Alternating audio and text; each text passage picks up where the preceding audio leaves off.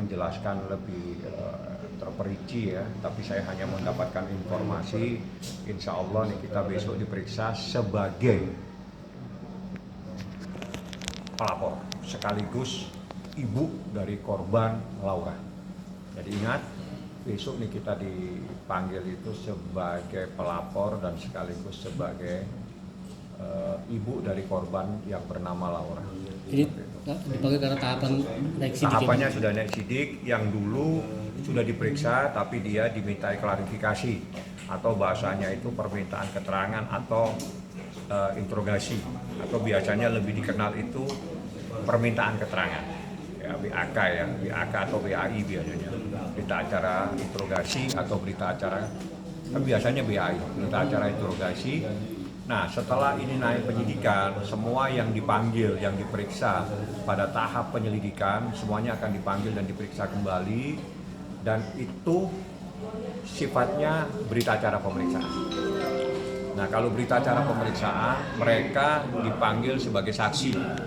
Nah, insya Allah besok yang lain saya tidak tahu. Kalau Nikita saya tahu karena saya pengacaranya Nikita. Saksi-saksi yang lain saya tidak paham.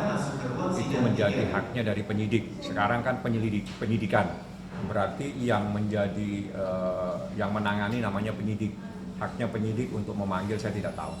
Saya hanya tahu Nikita besok dimintain keterangan sebagai saksi, pelapor, dan sekaligus sebagai ibu korban yang bernama Laura. Artinya Laura dan Nikita akan hadir bareng ke apa terpisah, Bang? Yang pertama diperiksa itu pelapor dulu, nanti setelah itu korban pasti akan diperiksa juga bersama-sama Nikita. Artinya hari itu juga ya? Saya belum tahu, itu menjadi kebijakan dari penyidik. Apakah penyidik juga memerlukan waktu besok atau akan datang berapa hari kemudian, saya juga nggak paham. Karena yang saya tahu hanya Nikita besok.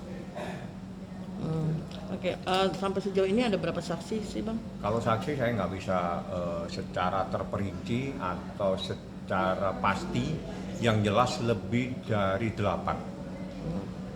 Lebih dari 8. Yang saya ingat itu lebih dari 8. Tapi pastinya nanti aja saya tanya, karena mungkin penyidik mempunyai hak untuk memanggil siapa saja yang diperlukan, sehingga itu yang tahu jumlahnya, jumlah dan sekaligus orangnya mereka.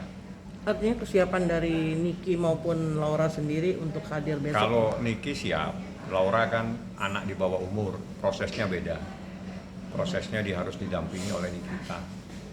Hanya besok Niki akan pertama kali bertemu dengan anaknya? Saya belum tahu, karena itu menjadi kebijakan dari penyidik unit PPA. Mereka yang tahu teknis-teknis yang memproses anak di bawah umur ini, itu mekanismenya dan teknisnya mereka yang paham, bukan saya. Kalau Laura sendiri ketika ini sudah naik sidik, kondisinya semakin membaik kah? Atau kalau Abang sudah menjemput kembali? Iya, baik-baik saja, alhamdulillah. Tapi kan saya tidak bisa berkomunikasi. Saya tidak bisa berkomunikasi karena memang dia dalam safe house, ada di dalam penanganan perlindungan dari unit Dinas Perlindungan Perempuan dan Anak.